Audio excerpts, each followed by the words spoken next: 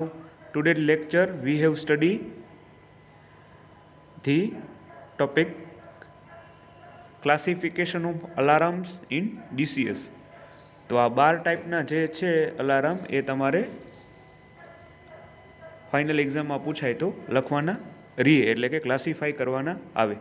તેમાં પહેલું છે એબ્સોલ્યુટ અલાર્મ, બીજું છે ડેવિએશન અલાર્મ, ત્રીજું છે રેટ ઓફ ચેન્જ અલાર્મ, ચોથું કેલ્ક્યુલેટેડ અલાર્મ, પાંચમું બીટ પેટર્ન અલાર્મ, છઠ્ઠું એડજસ્ટેબલ અલાર્મ, સાતમું એડેપ્ટિવ અલાર્મ, આઠમું ઓપરેટર સેટ અલાર્મ, નવમું કંટ્રોલ સિસ્ટમ ઇન્સ્ટ્રુમેન્ટેશન અલાર્મ, દસમું રીટ્રિગરિંગ અલાર્મ, 11મું ડિસ્પેન્સિંગ અલાર્મ અને 12મું છે સ્ટેટિકલ alarm.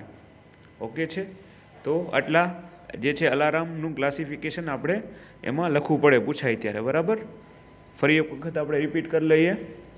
Absolute alarm, deviation alarm, rate of change alarm, calculated alarm, beat pattern alarm, adjustable alarm, adaptive alarm, operator set alarm, control system or અથવા તો instrumentation alarm, retriggering alarm, dispensary alarm, statical alarm.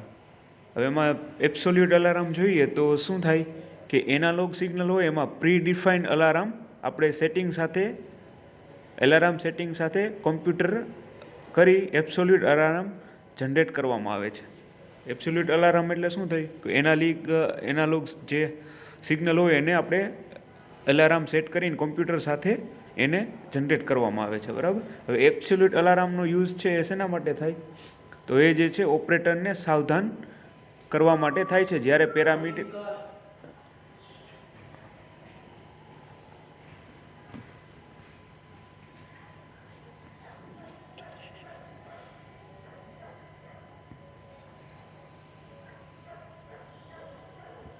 બોલો ને શું હાલે? Online lecture હાલે થોડી એવું નહીં લેવાનું. ના લેવાનું. બોલો ને કાંઈ હતું? કાંઈ હતું નહીં. ઠીક છે, તો વાંધો નહીં, હું કન્ટિન્યુ રાખું. રેડી? ઓકે સર, વાંધો. અરે ના નો, નોટ એટ ઓલ. ઓકે, તો એબ્સોલ્યુટ અલાર્મ અને બરાબર યુઝ આપણે ઓપરેટરને સાવધાન કરવા માટે જ્યારે પેરામીટર ઓબ્સોલ્યુટ સેટ લિમિટ નજીક આવી જાય. પ્લાન્ટ અથવા જે પ્લાન્ટ હોય એને સાધન બદલાવવા માટે એબ્સોલ્યુટ અલાર્મમાં આપણે એની લિમિટ એડજસ્ટ કરવી પડે. હવે ડેવિએશન અલાર્મ જોઈએ તો જ્યારે પ્રી ડિફાઇન લિમિટ કરતા હોય ત્યારે બે એનાલોગ સિગ્નલ વચ્ચે જે છે એ થતું હોય છે, બરાબર.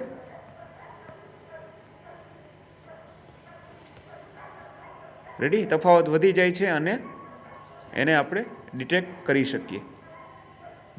એને ડિટેક્ટ કરવા માટે ડેવિએશન અલાર્મ જનરેટ કરવામાં આવે છે. તો એક્ઝામ્પલ તરીકે આપણે જે ફેન શાફ્ટ હોય એની ડ્રાઈવ અને નોન ડ્રાઈવ એન્ડ ઉપર વાઇબ્રેશન સેન્સર લગાડેલો હોય. હવે જ્યારે આ બે વાઇબ્રેશન સિગ્નલ વચ્ચેનો તફાવત 3 mm/s કરતાં વધી જાય ત્યારે ડેવિએશન અલાર્મ જનરેટ થાય છે. રેડી?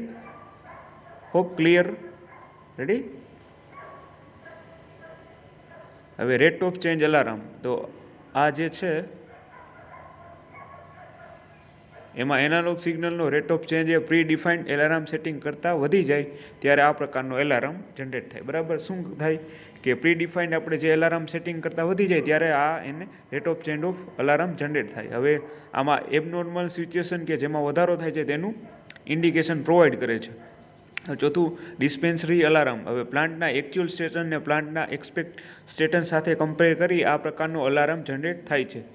હવે તેનો યુઝ આપણે કંટ્રોલ વાર અને એક્ચ્યુએટર માટે કરવામાં આવે છે. હવે એક્ચ્યુએટરમાં સ્ટકઅપ ઓર એક્ચ્યુએટર રન અવેમાં એમાં ફોલ્ટ જાણવા આવે છે. હવે બીટ પેટર્ન જોઈએ તો આ જ્યારે ડિજિટલ સિગ્નલની પેટર્ન અને એ પ્રીડિફાઇન સાથે પેટર્ન મેચ થાય ત્યારે આ પ્રકારનો અલાર્મ જનરેટ થાય છે. હવે એક્ઝામ્પલ તરીકે ટેમ્પરેચર કંટ્રોલ, જો પંપ ફેલ થાય, લો લેવલ હોય અને જે હીટર છે ઓન હોય એવું ડિટેક્ટ થાય ત્યારે કોડ 3માંથી બીટ પેટર્ન XYZ હોય તો. રેડી? આઈ હોપ આ પણ ક્લિયર થઈ ગયું બધાને. રેડી? Bit pattern ready?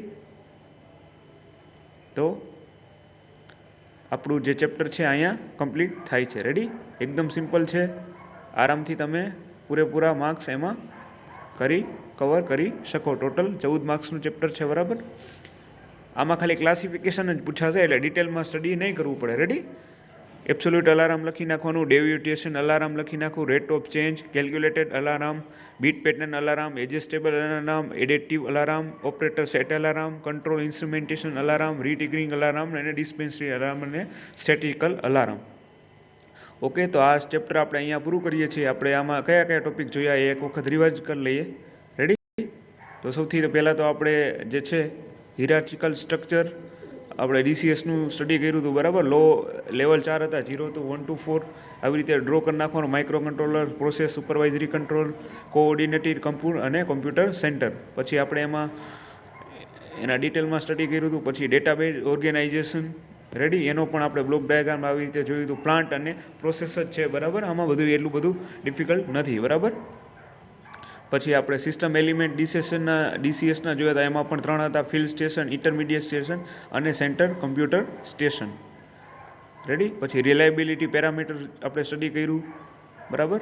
અને પછી ક્લાસિફિકેશન ઓફ અલાર્મ કર્યું. રેડી?